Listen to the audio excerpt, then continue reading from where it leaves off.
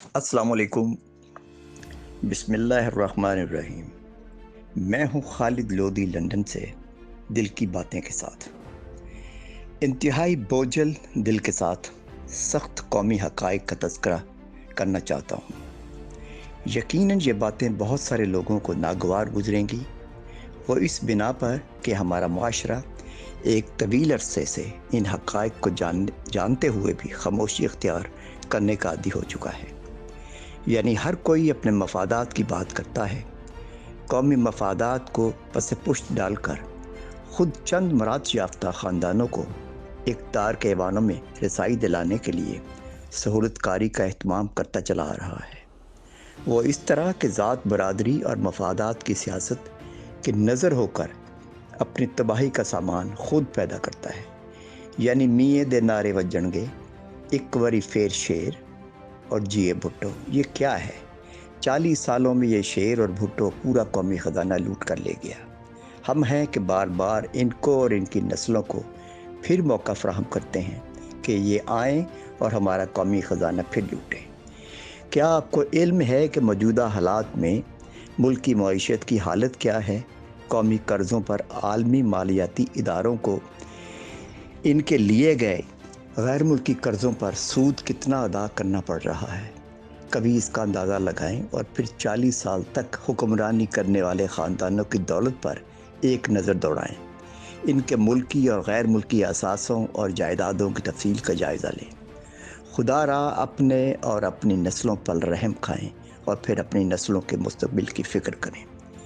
एक बात बड़ी ज़िम्मेदारी से अर्ज़ कर दूं कि अब पाकिस्तान अपने इस तारीख़ी दोराहे पर आ खड़ा हुआ है कि अब इस सरज़मीन पर अब ना तो डील चलेगी और ना ढील। कोई भी अगर डील देगा या ढील, और फिर जो भी इस डील का हिस्सा बनकर एक बार फिर मौजूदा निज़ाम का फ़ायदा उठाकर इक़्तिदार में आएगा या लाया जाएगा, वो कौम का मुजरिम कहलाएगा। ये मौजूदा वक्त की आवाज़ है।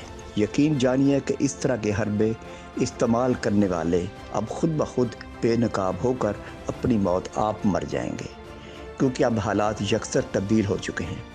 अमरीकी मुशावरत, सऊदी और मुत्तहिदा अरब इमारात के अलावा दीगर अरब ममालिक के शाही ख़ानदानों की दिलचस्पी पाकिस्तान के साबका हुक्मरान ख़ानदानों को इक़्तिदार में लाने की कोशिश दम तोड़ चुकी हैं, क्योंकि इन हुक्मरान ख़ानदानों की कौमी ख़जाना लूटने की रवश और झूठ पूरी दुनिया पर आश्कार हो चुका है।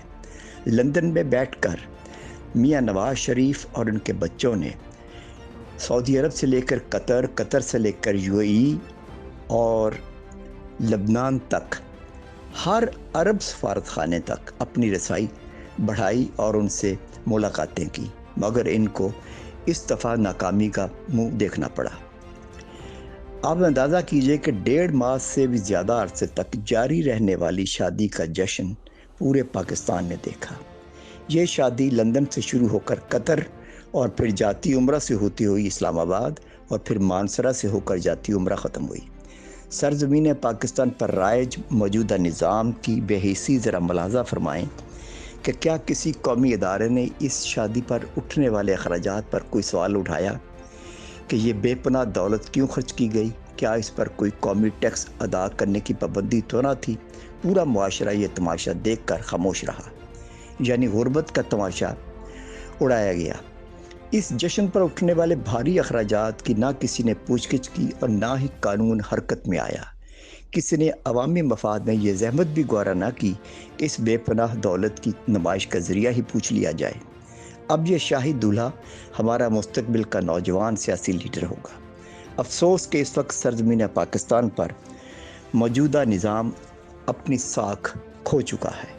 हाउस ऑफ शरीफ के राजदां और हमारे कौमी ख़जाने के साबिक़ महाफ़िज़ कौमी मईशत की तबाही के लिए ये पाकिस्तानी कौमी दौलत के इदारों में ऐसी बारूदी सुरंगें बिछा कर गए हैं कि कौमी ख़जाने में जिस जगह भी हाथ डाला जाएगा, गैर मुल्की कर्जा और इस पर अदा करने के लिए सूद के सिवा कुछ ना निकलेगा, जो कि मुल्की मईशत को कंगाल करने का बायस बन रहा है। ये ख़तरनाक अमर है जो कि कौमी सलामती के लिए भी मसाइल पैदा करेगा।